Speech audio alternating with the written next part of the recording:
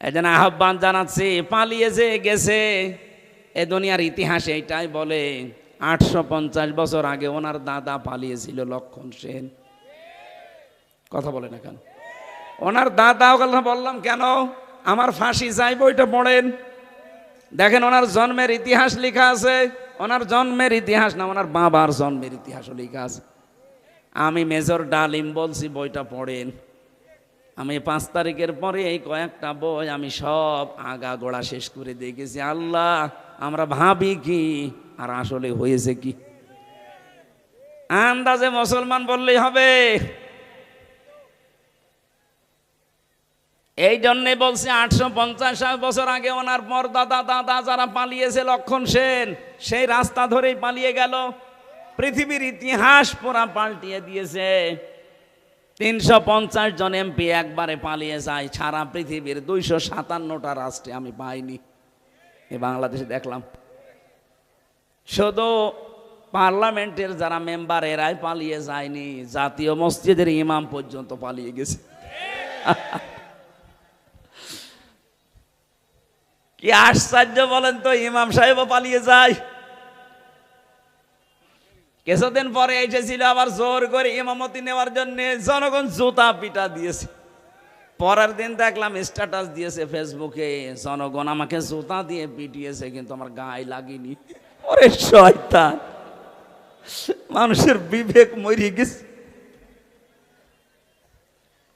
ও মানুষটা কত নিচে নেমেছিল বলেন। দুনিয়ার স্বার্থে এই লোকটা নৌকা মার্কা নিয়ে দাঁড়িয়েছে। আমার মনে হয় লোকটা যদি কুকুর মার্কায় দাঁড়াইতো তাও পাস করত। কারণ মার কাটা আল্লাহ এত বেশি ঘৃণিত বানিয়ে দিয়েছে, পায়খানার দিকে মানুষ এখন তাকায়, তাও নৌকার দিকে তাকায় না। আর তাকায়, এখন চড়া লাগবে মাঝে মাঝে বন্যা হলে। এই কারণে যারা এখন চড়তে যায় তারাই ধরা খায়। এই যে দরবেশ নৌকায় করে পালিয়ে যাচ্ছিল, সাবধান। এই জন্য নৌকা যখন ডুবে গেছে ও ছাতা আর মনে হয় কিয়ামতের আগে উঠবে না। কারণ দুনিয়ার ইতিহাসে এইটাই আমরা পড়েছি, কোন স্বৈরাচার যদি একবার পালিয়ে যায় ও জীবন থাকতে আর ফিরে আসে না। কারণ ও জানে আমি গেলেই মারা পড়ে যাব। জনগণ যেভাবে ফুসি আছে, ওই দিন যদি আর 5 মিনিট সময় পেত, আমার মনে হয় এতদিন কব্বরে পাঠিয়ে দিত। হায়াত আছে বলে বেঁচে আছেন, কিন্তু সারা জীবনে এখন যতদিন আছেন অপমানের জীবন নিয়ে থাকা লাগবে। আমাদের শিক্ষা নেওয়া দরকার এখান থেকে, আমরা যেন জালেম হয়ে না যাই কোনোদিন। যদি আমরা কেউ জুলুমকারী হয়ে যায়, মাজলুমকে আল্লাহ তো ক্ষমা করে দেবে, কিন্তু জালেমের জন্য আল্লাহ নিজে মামলা দেবে। এটা আছে সূরা শূরা 25 নম্বর পারা 6 নম্বর পৃষ্ঠার 12 নম্বর লাইনের 42 নম্বর আয়াতের প্রথম অংশে আছে, ইন্নামাস সাবিলু আলাল্লাযিনা ইয়াযলিমুনান নাস। অবশ্যই আমি আল্লাহ নিজে মামলা দায়ের করব তাদের বিরুদ্ধে যারা মানুষ হয়ে মানুষের উপরে জুলুম করেছে। 15.5 বছরে যে জুলুম হয়েছে এটা ওয়াজ করা লাগবে আরো জোরে। সুতরাং 1628টা চেয়ার ছিল এই দেশে, মেন চেয়ার। শাহ আলম ভাইয়ের চেয়ার না, এই চেয়ার না। যিনি পালিয়েছে তাকে থেকে শুরু করে থানার শিবগঞ্জের ওসি পর্যন্ত 1628টা চেয়ার ছিল মেন দায়িত্ব পালন করার জন্য। আর এইগুলো যারা ঘোরাফেরা করে এরাই দেশ চালায়। এই মানুষগুলোর প্রত্যেকটাই ছিল জালেম আর জালেমের সহযোগী। কেউ ডাইরেক্ট, কেউ ইনডাইরেক্ট। এই কথা বলেন না কেন? এদের বিরুদ্ধে মামলা হামজার, বলুন শাহ আলমের, কার? আমরা অত্যাচারিত হয়েছি, আমরা যদি কিছু নাও বলি আল্লাহ আপনার বিরুদ্ধে মামলা দেবে। কারণ এই দেশের 1628টা চেয়ারের যারাই ছিল তারা আল্লাহর মামলার আসামি। আপনি শব্দটা খেয়াল করছেন? কত ওজনওয়ালা! আল্লাহর মামলার আসামি এরা। বাদী যত বড় হয় মামলা তত কঠিন হয়। বলেন, এরা আল্লাহর মামলার আসামি। এটা দুনিয়াও শেষ জালেমদের, আখিরাতও শেষ। আল্লাহু লা ইয়াহদিল কওমাজ জালিমিন। আল্লাহ বলেন আমি জালেমদেরকে হেদায়েত দিচ্ছি না, দেব না। এটা মোজারে। বর্তমান ভবিষ্যৎ, প্রেজেন্ট ফিউচার। কি করলেন আপনি? জালেমদের দোসর হয়ে সাহায্য সহযোগিতা করে যা কামিয়েছিলেন সেগুলো ভোগ করতে পারলেন না। আর দুনিয়া তো শেষ হয়ে গেল, আপনার আখেরাত তো শেষ। আপনি তো ছোটখাটো কোনো বাদীর আসামি না, আপনি সরাসরি আল্লাহর মামলার আসামি।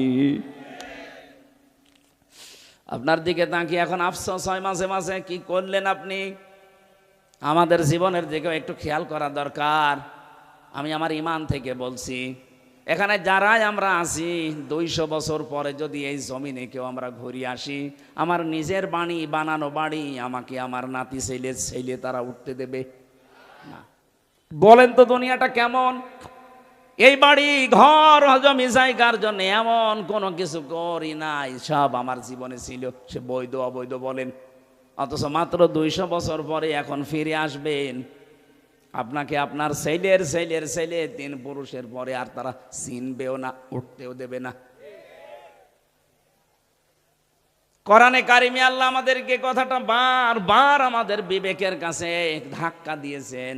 আমাল হায়াতুদ দুনিয়া ইল্লা মাতাউল গুরুর। ও পৃথিবীর বান্দা বান্দিরা, একটু বিবেকটা কাজে লাগাতে পারো না? দুনিয়ার জীবন কিন্তু ধোঁকা। তোমার মা বাবাও ধোঁকা, সন্তান ধোঁকা, স্ত্রী ধোঁকা। দুনিয়ায় একটু ভান করে থাকো, দেখো চোখ বন্ধ করে সব ধোঁকা ধরা পড়ে যাবে। সুতরাং আমরা যেন পাগলামি না করি কেউ। বিশাল ধোঁকা আমাদের সামনে যেটা দেখা দিচ্ছে এখনো আছে, এই ধোঁকায় পড়ে আমি আমার আখেরাত নষ্ট কোনো করতে পারি না। আমার আখেরাত যেন আমার সামনে 1 নম্বরে থাকে, এ দুনিয়া যেন আমার পেছনে থাকে। তাহলে আখেরাত যদি কেউ 1 নম্বর বানায়, দুনিয়া আমার আল্লাহ তার কপালে যা আছে এমনি দিয়ে দেবেন। আমরা কি আখেরাত সামনে রাখতে রাজি আছে? বলেন বলেন। আমার এবার তেলাওয়াত কি তো আয়াত সূরা আরাফ 179 নম্বর আয়াত। আজকের আলোচনার বিষয় যেটা বলেছিলাম, নাম হচ্ছে বিবেক। নাম কি? এটা যাদেরকে আল্লাহ দিয়েছেন, এই বিবেক যাদের কাছে লাগে না, একেবারে অ্যাক্টিভ হয়ে মিশে যাবেন কোরআনের সাথে।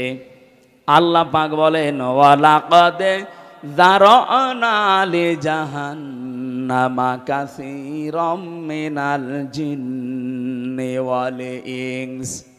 অধিকাংশ মানুষ আর জিন জাহান্নামে যাবে, এই জন্যই তাদেরকে বানিয়েছি। কে বলছেন? প্রশ্ন আসতে পারে, তাহলে আমার দোষ কি?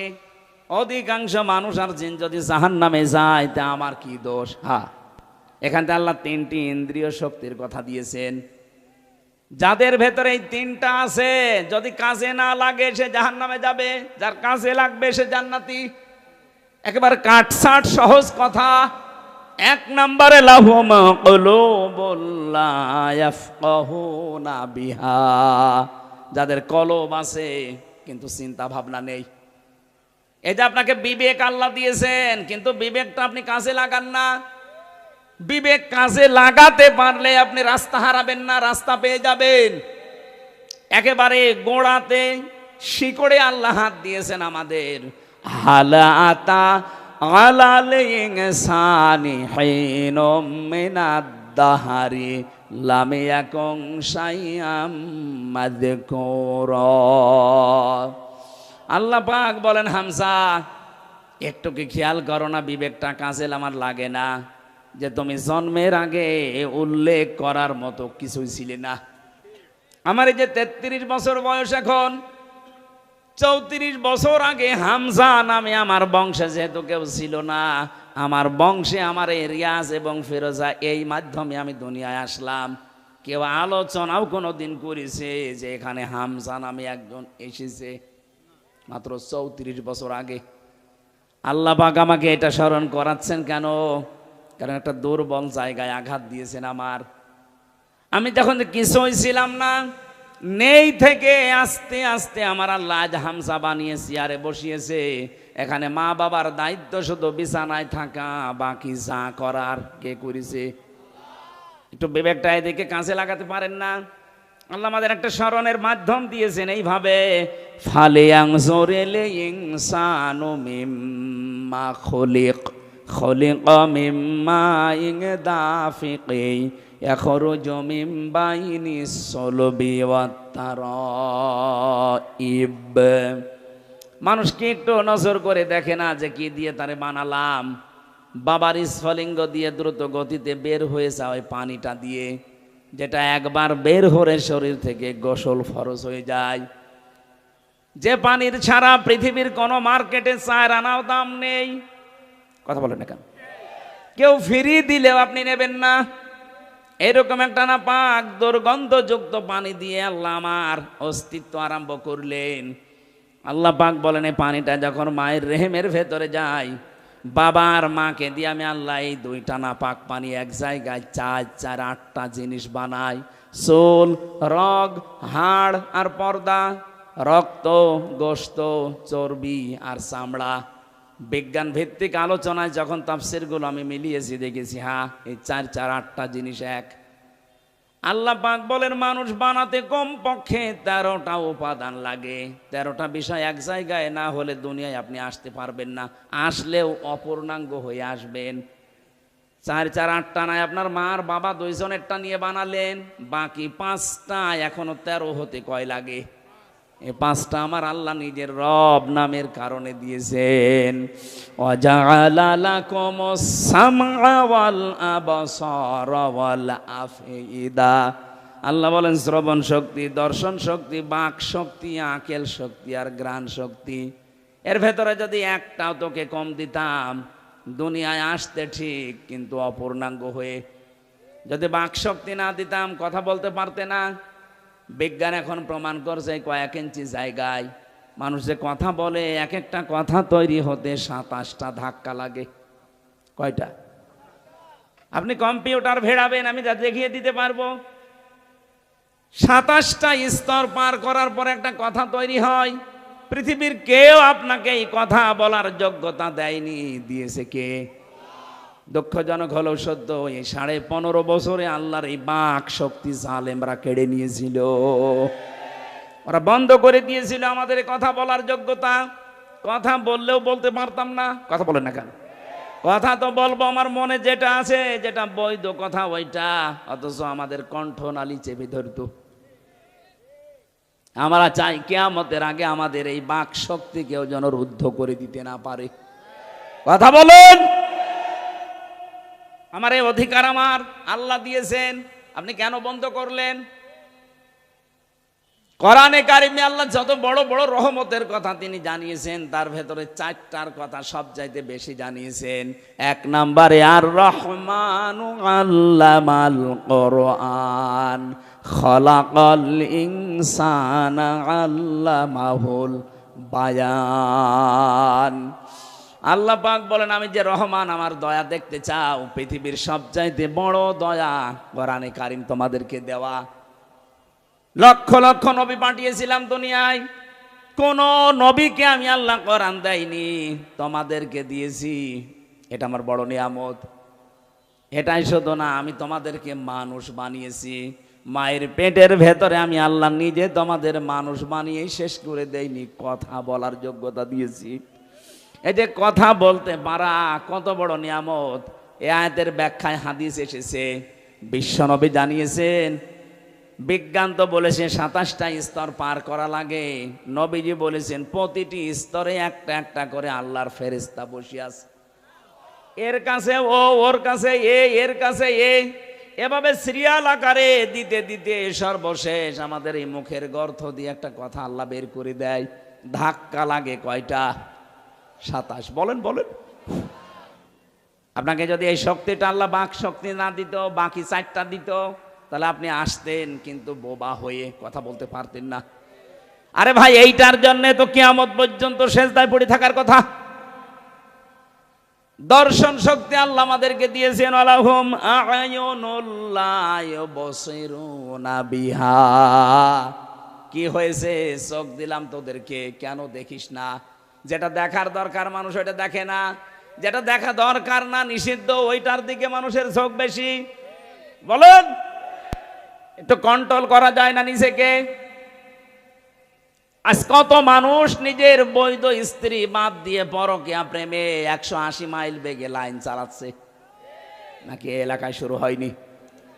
নিষিদ্ধ বস্তু দেখতে দেখতে চোখের পর্দা কালো হয়ে গেছে, যেটা দেখা দরকার না ওইটা যদি কেউ বারবার দেখে, আমার আল্লাহ চোখের ওপরে দুইটা জিনিস দান করে, তার বৈধ জিনিসগুলোর প্রতি ঘৃণা জন্মিয়ে যায়।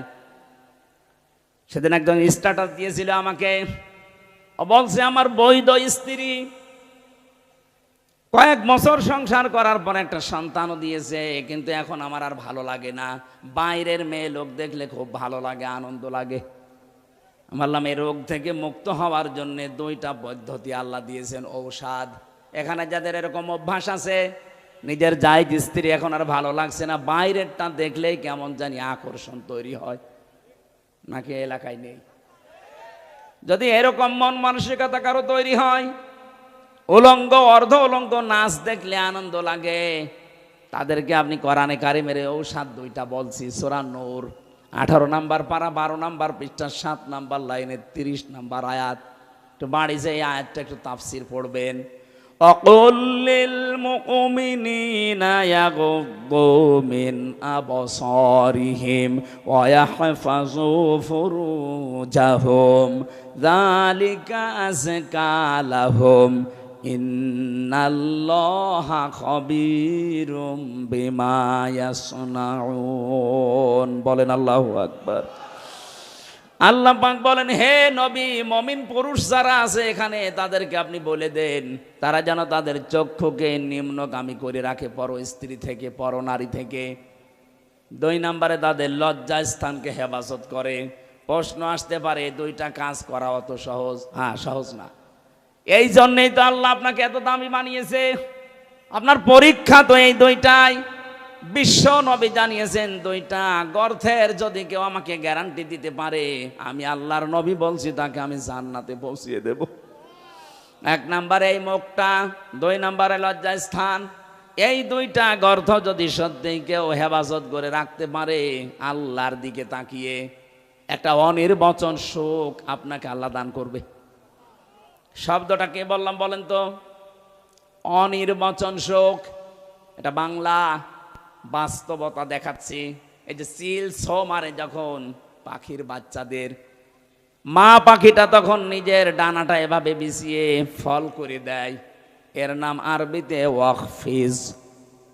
আল্লাহ বলেন ডানা এভাবে ডাউন করার পরে ফল করে দেয়, যখন 60 করার পরে যখন ফল করে, তোমরা দেখতে পাও পাখির এই মরগুলো এত মোলায়েম, এত নরম, এত সফট, একটার সাথে আর একটা যখন মিলে যায়, ডাউন করার পরে যখন ফল করে, এর নিচে বাচ্চাগুলো যে একটা আনন্দ পায়, একটা শোক পেয়ে যায়, ওদের মনে মনে এই চিন্তা, এই বিশ্বাস তৈরি হয় যে যেখানে আসি এখানে অন্তত দুনিয়ার কেউ ছো মেরে নিয়ে যেতে পারবে না।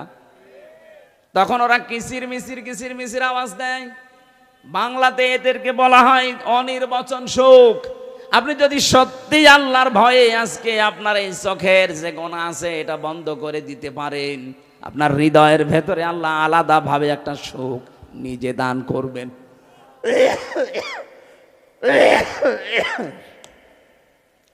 বগুড়াবাসী এই জন্য এখনই এই মুহূর্ত থেকে এই মাহফিল যদি সাকসেস করতে চাই, শুধু সুন্দর করে সাজানোই না, এটা বাড়ি নিয়ে যাওয়া লাগবে। যাদের মোবাইলে এমন দৃশ্য তৈরি করা আছে, ডিলিট করেন। যেটা নিচে দেখলে আনন্দ পান, অন্য দেখলে আপনার লজ্জা লাগে। এরকম দৃশ্য নেই? এই কথা বলছেন এখানে? এইরকম দৃশ্য যাদের আছে, নিজে দেখলে খুব আনন্দ লাগে, মজা লাগে, অন্য কেউ দেখলেই আপনার লজ্জা লাগে। এটা কারা? হাত তোলেন তো। ওই মুরব্বী, দেখি মোবাইল, দেখি দেখি কি আছে, দেখি। কি আশ্চর্য! হ্যাঁ, দাঁড়িয়েলা মানুষ, কি রেখেছেন আপনি মোবাইলে? এক্ষণে ডিলিট করেন। আপনার ওয়াজ শুনতে আসাচ্ছে, ওটা ভাটা জিনিস ডাউনলোড করে আপনি ওয়াজ শুনতে এসেছেন, এক্ষণে ডিলিট করে বাড়ি যাবেন। আল্লাহ আমাদের চোখের হক আদায় করার জন্য কয়েকটা জিনিস কোরআনে কারিমে আমাদের সামনে এনে দিয়েছেন। আফালা ইয়ানজুরুনা ইলাল ইবিলি কাইফা খুলিকাত ওয়া ইলাস সামাই কাইফা রুফিআত ওয়াইলাল জিবালি কাইফা নুসিবাত ওয়াইলাল আরদি কাইফা সুতিহাত। বলেন আল্লাহু আকবার। আল্লাহ পাক বলেন, ও দুনিয়ার মানুষেরা, নজর করে একটু দেখতে পারো না? চোখ দিলাম, উঠের দিকে তাকাতে পারো না? মরুভূমির জাহাজ বানিয়েছি ওইটা আমি। তোমরা একটু জমিনের দিকে তাকাতে পারো না? এটা বিছানা বানিয়ে দিয়েছি। ওই আকাশের দিকে তাকাও, খুঁটি ছাড়া বিশাল ছাদ মাথার উপরে রেখে দিয়েছি। পাহাড়ের দিকে তাকাও, পেরেক স্বরূপ পাহাড়কে আমি জমিনের সাথে গেড়ে দিয়েছি। ও বন্ধুরা, পেরেক যখন মানুষ মারে, এই যে তক্তার উপরে পেরেক মারা না নেই? এই পেরেক যখন মারে তক্তার উপরে, ওই যে সামনে একটা আল বেরিয়ে থাকে চ্যাপটা মতো, এই চ্যাপটা অংশ এতটুকু হলে ভেতরে যা গিয়েছে চ্যাপটার চাইতে 20 গুণ বড়। কথা বলে না কেন? আপনি পেরেক যদি এইটা, আল্লাহ বলেন পেরেকের মতো পাহাড়কে জমিনে গেড়ে দিলাম, তার মানে পাহাড় যত বড় আছে উপরে চাইতে 20 ডবল নিচে আল্লাহ গেড়ে দিয়েছেন। এই যে পঞ্চগড়ের পাশে হিমালয় পাহাড়, আপনি চিন্তা করেন 36,000 ফিট, এত বড় বিশাল পাহাড় উপরে যদি থাকে, ভেতরে এরকম 20 গুণ আল্লাহ গেড়ে দিয়েছেন। আল্লাহর ক্ষমতা কি! সাথে বিশ্বাস করি আল্লাহ একজন আছে। আরে ভাই, তার ক্ষমতা কি জানেন? কিয়ামতের আগে তা 7 তবক আসমান আর জমিন পুরাতন কাপড়ের মতো আল্লাহ নিজের হাতের ভেতরে গটিয়ে নেবেন। জোরে বলেন আল্লাহু আকবার। আল্লাহ আমাদেরকে এগুলো দেখিয়ে দেখিয়ে আমাদের বিবেকটা নাড়া দিচ্ছে। কি হয়েছে তোদের? আমার ক্ষমতা সম্পর্কে ধারণা আসে না? 8, 5, 13টা জিনিস এক হয়ে যাওয়ার পরে আস্তে করে মায়ের পেট থেকে ধরে নিয়ে আসলাম, তোর একটা বারের জন্য বিবেক কাছে লাগে না? কেন তোরে আমি এভাবে বানিয়ে নিয়ে আসলাম? পৃথিবীর অন্যান্য সৃষ্টিকে, এ মানুষগুলো, এই সৃষ্টি জগৎকে আমি কত দুনিয়ায় তাদেরকেও নিয়ে আসি, কিন্তু এত সম্মান দিয়ে নিয়ে আসি না। শুধু আশরাফুল মাখলুকাত হিসাবে তোদেরকে আমি এত সম্মান দিয়ে দুনিয়ায় নিয়ে আসি। মারা যাবার পরে তোদেরকে আমি ফেলে দেব যেখানে সেখানে না, তাদের সম্মানজনক একটা দাফন কাফনের ব্যবস্থা পর্যন্ত আমাদের করা লাগে। কথা বলেন ঠিক কিনা? যে আদমকে এত সম্মান দিলেন বিবেকের কারণে। কিসের কারণে? বিবেক আছে বলে আপনার এত সম্মান। বিবেক না থাকলে আপনি যদি পাগল হয়ে যান, আপনার এত সম্মান দুনিয়ায় কেউ দেবে না। সুতরাং আপনার যে বিবেক আছে, এটা আজকে থেকে এই কাজে লাগাবেন। এমনকি জাহান্নামে যাবে যারা, মেন গেটে যে ফেরেশতা দাঁড়িয়ে আছে, দারোয়ান ফেরেশতা মালিক, ও জিজ্ঞাসা করবে, আলাম ইয়াতিকুম রাসূলুম মিনকুম ইয়াতলুনা আলাইকুম আয়াতি রাব্বিকুম ওয়া ইউনযিরুনাকুম লিকা ইয়াউমিকুম হাযা। কি তোমাদের কাছে কি নবী রাসূল যায়নি? এই জাহান্নামের যে আযাবের কথাগুলো তারা কি তোমাদেরকে শোনায়নি, সতর্ক করেনি? প্রত্যেকটি জাহান্নামী মানুষগুলো এক বাক্যে জবাব দেবে, ক্বালু বালা ক্বাদ জানা নাযীর। হ্যাঁ, আমাদের কাছে সতর্ক বার্তা নিয়ে এসেছিল। নবী হয়তো আসে নাই, নবীর ওয়ারিসরা এসেছিল। সত্য কথা বলতে হবে, মিথ্যা বলা যাবে না। সত্য পথে চলা লাগবে, মিথ্যা পথে চলা যাবে না। সত্যকে মিথ্যার সাথে মিশ্রণ করা যাবে না। দায়িত্ব জীবনে যেইটা যেইটা আছে পালন করা লাগবে, কথাগুলো আমাদের স্মরণ করিয়েছিল।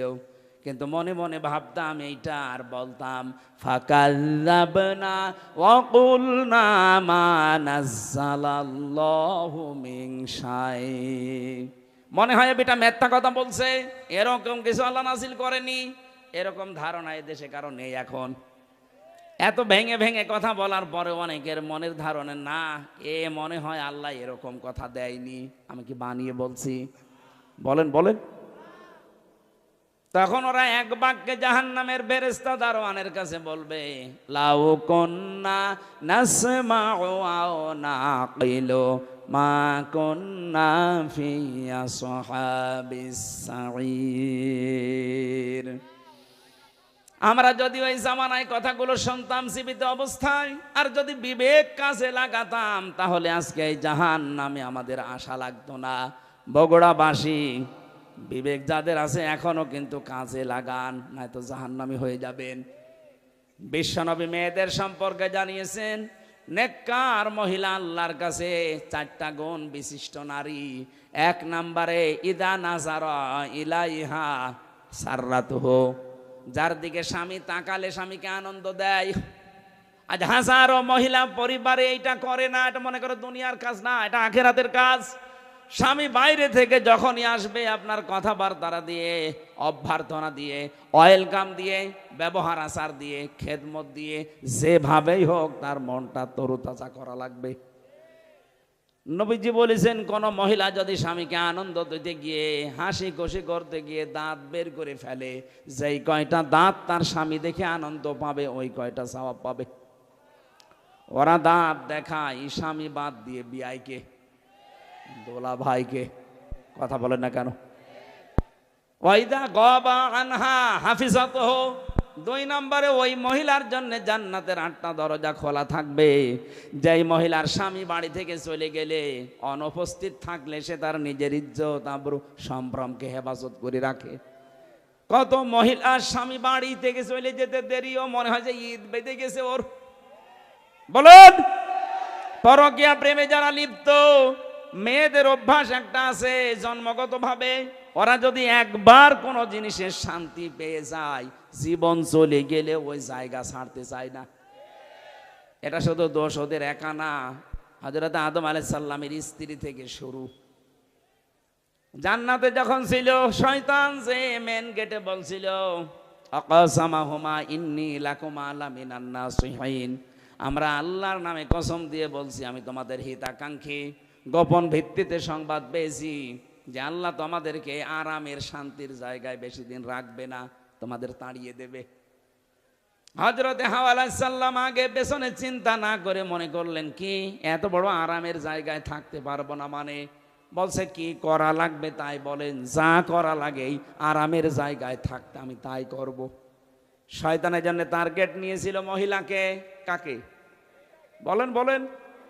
মেয়েদের চক্রান্ত যে কত ভয়ঙ্কর, জান্নাত থেকে পর্যন্ত আমাদের চলে আসা লেগেছে। 15.5 বছরে মেয়ে লোকের চক্রান্ত আপনি দেখতে পেলেন না। একবার কোন রকমে চেয়ারে বসার পর যে শান্তি পেয়ে গেছে, দুনিয়ার সব মানুষ মারা যাক, চেয়ার আমার চাই। এই জন্য মাঝে মাঝে দেখতাম এই কথা বলতো, নির্বাচন হয় হোক, না হয় না হোক, আমি ক্ষমতা চাই। এটা শয়তানের কথা। কার কথা?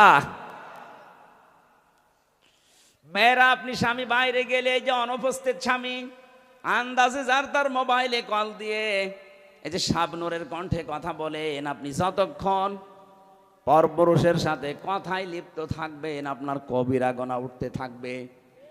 মেয়েরা মোবাইলে কোন আওয়াজে কোন সিস্টেমে কথা বলবে আল্লাহ তাও জানিয়েছেন। সূরা আহজাবের 32 নম্বর আয়াত, ইয়া নিসান নাবিয়্যি লাস্তুন্না কা আহাদিম মিনান নিসাই ইনিত্তাকাইতুন্না ফালা তাখদাউনা বিল কওলি। আল্লাহ পাক বলেন, হে নবীর স্ত্রীরা, পর্দার আড়াল থেকে যদি কথা বলতে যান, কথা বলবেন সত্য কথা, কিন্তু ভাষা করবেন রুক্ষ সূক্ষ্ম, গরম দিয়ে কথা বলবেন। যার সাথে কথা বলছেন ওনার মনের ভেতরে যদি শয়তান কোনো কিছু ওয়াসওয়াসা দেয়, ওইটা আর কাজে লাগবে না। আপনি মোবাইলে কথা বলতে হলে প্রথমে সালাম দিয়ে জিজ্ঞাসা করে, যদি স্বামী কোথায়, বলে স্বামী আছে বাথরুমে অন্য জায়গায়।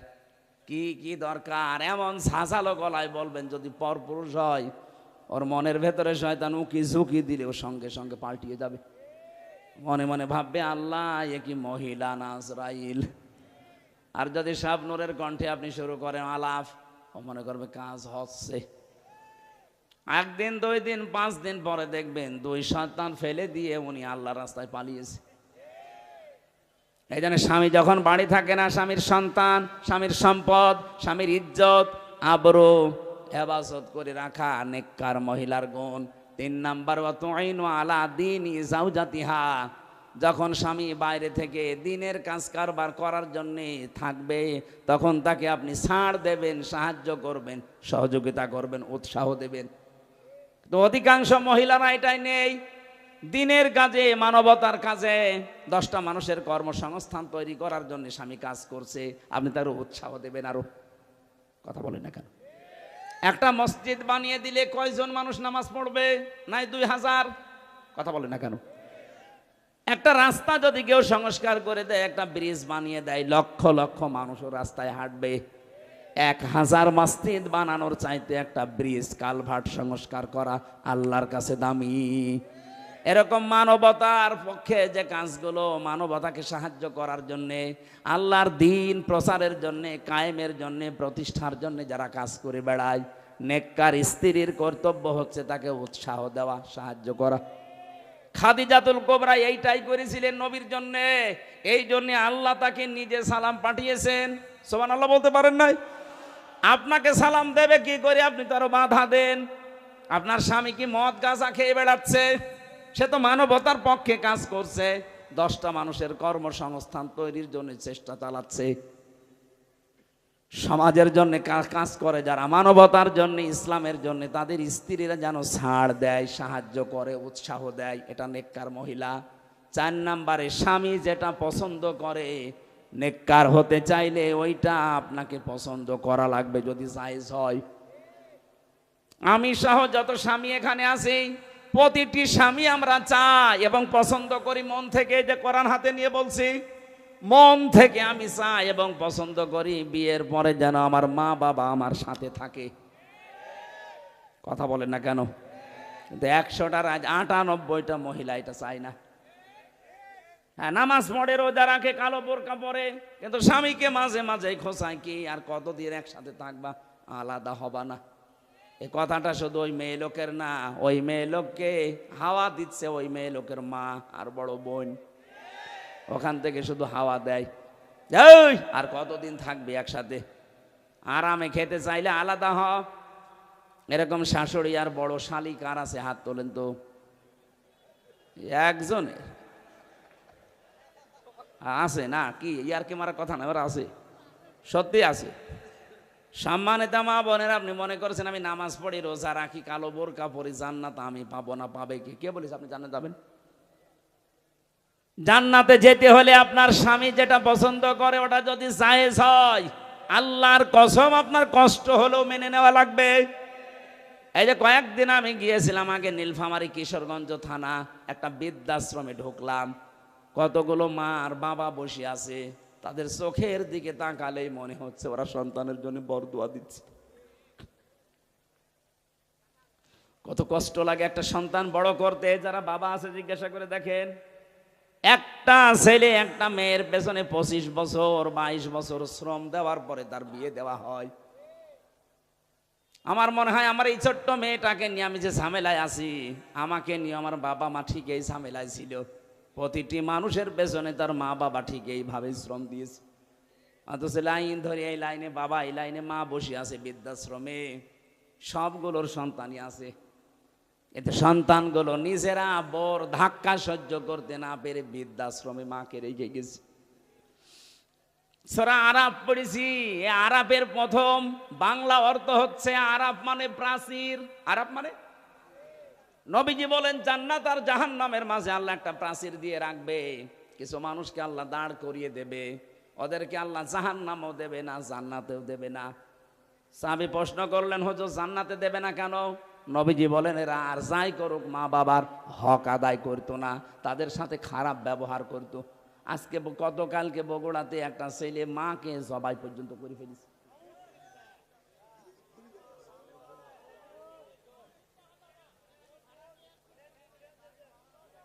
সে যেই হোক, ছড়িয়েছে তো এই সংবাদ। এটা যদি নাও হয়ে থাকে, এরকম জঘন্য কাজ বাংলাদেশ সহ বিশ্বে এখন অনেক জায়গায় হচ্ছে। নিজের মাকে পর্যন্ত জবাই করে ফেলতে পারে যে সন্তান। আমার মনে হয় আরাফ নামক প্রাচীর অলরেডি দাঁড়িয়ে আছে।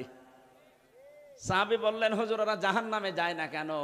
বিশ্বনবী বলেন ওদেরকে আল্লাহ জাহান্নামে দিচ্ছে না, কারণ ওরা দুনিয়াতে দিন কায়েমের জন্য চেষ্টা করত। সুতরাং আপনার জীবনের মেন টার্গেট বানাবেন আল্লাহর দিনকে করে জমিনে কায়েম করা যায়, সে যেভাবেই হোক। পদ্ধতি যদি এই দুনিয়াতে আল্লাহর পাঠানো সিস্টেমের বাইরে যায়, ওই পদ্ধতি মানা যাবে না, যেটা জিএমবিরা করে না। ইসলাম কোনোদিন এই পৃথিবীতে জঙ্গিবাদ, সন্ত্রাসী, বোমা হামলা এটা সমর্থন করে নাই, করবেও না। এই পৃথিবীর ময়দান শান্ত রাখার জন্য আল্লাহর যে নিয়ম আছে, রসুলের দেখানো যে পদ্ধতি আছে, এইটা অ্যাপ্লাই করে যদি কিয়ামত পর্যন্ত লাগে, দিন কায়েম না হয়, আপনার অসুবিধা নেই, আপনি চেষ্টা করার কারণে বেতন পেয়ে যাবেন। কথা বলেন না কেন? আমাদের চেষ্টা থাকা লাগবে। কি করে? আলা আলাহুল খালক ওয়াল আমর, এ জমিন আল্লাহ বানিয়েছে, কি করে আল্লাহর জমিনে আল্লাহর দিন এখানে দাঁড় করানো যায়। এটা আমি করতে পারলে ভালো, না করতে পারলো আমার লস নেই। আমার বিকাল 5টা মানে জীবনের শেষ দিনে আল্লাহ আমাকে বেতন দিয়ে দেবে, আর আমার বেতনের নাম জান্নাত। বেতনের নাম কি? এই জন্য আমাদের বিবেকটা আজকে আমাদের কাজে লাগানোর সময়।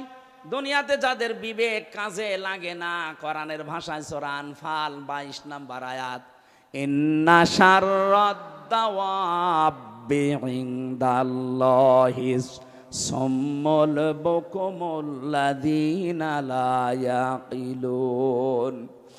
দুনিয়াতে যাদের বিবেক কাজে লাগে না, আল্লাহ বলেন, হে নবী, ওদেরকে মানুষের মতো দেখতে মনে হলে ওগুলো জানোয়ারের চাইতেও খারাপ। আমি বারবার বলছি কেন শব্দটা? কারণ 15.5 বছরে যারা ছিল, একটারও বিবেক কাজে লাগে নাই। আপনার যদি বিবেক ন্যূনতম কাজে লাগতো, বিনা ভোটের এমপি হয়ে আপনি বুক ফোলাতে পারতেন না? আপনার লজ্জা করতো না? জনগণ আমাকে নির্বাচিত করে না, আমি পরিচয় দিই করে যে আমি এমপি। আপনার বিবেক কোথায় গিয়েছিল? কুকুরে পোশাম করেছিল বিবেকে? সারা দুনিয়া ধিক্কার দিয়েছে 15.5 বছর, এরপরও মাটি কামড়িয়ে সিয়ার ধরে পড়িয়াছে। আল্লাহ এত বড় লাথি দিয়েছে, এখন আদালতে নিতে গেলেও দেখি লাথি খায়। কয়েকদিন আগে ইনো একটা লাথি খেয়েছে না? শুধু ওরে না, যারা জালেম ছিল প্রত্যেককে লাথি দেওয়া দরকার। এগুলো তো দুনিয়ার লাথি, আখেরাতের লাথি পড়িয়াছে। ফেরেশতারা ওদেরকে ফুটবলের মতো পিটাবে। জালেম আমরা কোনোদিন যেন না হয়ে যায়। আলাহুম আযানুল্লাহ ইয়াসমাউনা বিহা, যেগুলো শোনার তোমরা শোনো না। কি হয়েছে? কান দিলাম, শুনতে চাও না কেন? উলাইকা কালানাম, এই 3টি ইন্দ্রিয় শক্তি যাদের দিলাম, যারা কাজে লাগায় না, এই মানুষগুলো জানোয়ার। কে বলছেন? বলেন বলেন। আপনি নিজেকে এবার নিজে প্রশ্ন করে দেখেন তো। আল্লাহ আপনাকে বিবেক দিয়েছে, চোখ দিয়েছে, কান দিয়েছে। যাদেরকে দেয়নি তাদেরটা বাদ দিলাম, কিন্তু যাদের দিয়েছে আপনি কি জবাব দেবেন? এক অন্ধ আমার সাথে খাবার খাচ্ছিল, এটা কুমিল্লায়। হঠাৎ দেখে বিদ্যুৎ চলে গেল, আমরা চিল্লা পাল্লা আরম্ভ করেছি। অন্ধ আমার হাত চেপে ধরে বলছে, হুজুর চিল্লান। মাত্র 1.5 মিনিট 2 মিনিট কারেন্ট চলে গেছে, আপনি চিল্লাচ্ছেন। অথচ আজ 42 বছর আমার জীবনে কারেন্ট নেই। আল্লাহ যদি চোখটা সত্যি আপনাকে না দিত, কি হইতো বলেন তো আপনার জীবনে? কত লাতি গোতা, কত মানুষের অপমান অপদস্থ সহ্য করা লাগতো। এই জন্য কাজে লাগান। এটা যদি দেখার শক্তি পেয়েছেন, শোনার শক্তি পেয়েছেন, বিবেকটা আল্লাহ দিয়েছে, পাগল বানায়নি। সত্যি যদি কাজে লাগাতে না পারেন, আপনি আল্লাহর কাছে জানোয়ার। আল্লাহ বলেন, বালুহুমা দল, তার চাইতেও তুই আমার কাছে নিকৃষ্ট। উলাইকা হুমুল গাফিলুন, তুই গাফেল। আর গাফেলের জন্য আল্লাহর বানানো বাগান জান্নাত নেই। মেয়েদেরকে যে 4টা কথা বললাম, যখনই স্বামী আপনার দিকে নজর দেবে, স্বামীকে খুশি করবেন। স্বামী বাইরে গেলে হেফাজতে রাখবেন নিজের লজ্জাস্থান, নিজের সন্তান, স্বামীর সম্পদ। 3 নম্বরে স্বামীকে সাহায্য করবেন, মানবতার কাজে, দিনের কাজে উৎসাহ দেবেন। 4 নম্বরে স্বামী যেটা পছন্দ করে যদি জায়েজ হয়, কষ্ট হলে ওইটা সাপোর্ট করবেন। আল্লাহ মেয়েদের এই 4টা গুণ যদি অর্জন হয়, নবীজি বলেন জান্নাতের 8টা দরজায় আল্লাহ তার জন্য উন্মুক্ত করে রাখবে। আজটা আমাদের জীবনে আল্লাহ যেন পুরাটা সেট করে দেয়, বলেন আমিন। কিভাবে আল্লাহ বানিয়েছেন আমাদেরকে, আমি রেফারেন্স ছাড়া জেলখানায় বসে বসে বই তৈরি করেছিলাম। বাইরে এসে ওগুলো রেফারেন্স দিয়ে দিয়ে ছেড়েছি। ওই যে গাড়িতে আছে সৃষ্টি জগতের সূচনা, মেয়েদের জীবন সম্পর্কে লেখা আছে, ছেলেদের আছে। যাওয়ার সময় ওটা আপনার স্ত্রীকে, মেয়েকে, বউকে, ফুফুকে ওদেরকে উপহার দেবেন। ওই যে গাড়ি আছে মনে হয় এই গেটে আছে, ওগুলো যাওয়ার সময় নিয়ে যান। আজকের মতো কালকে যেহেতু অনুষ্ঠান আছে, আরও বড় মাওলানা আসবে, আজিজুল ইসলাম ভাই, আমি দোয়া করে শেষ করছি, ওটা যাওয়ার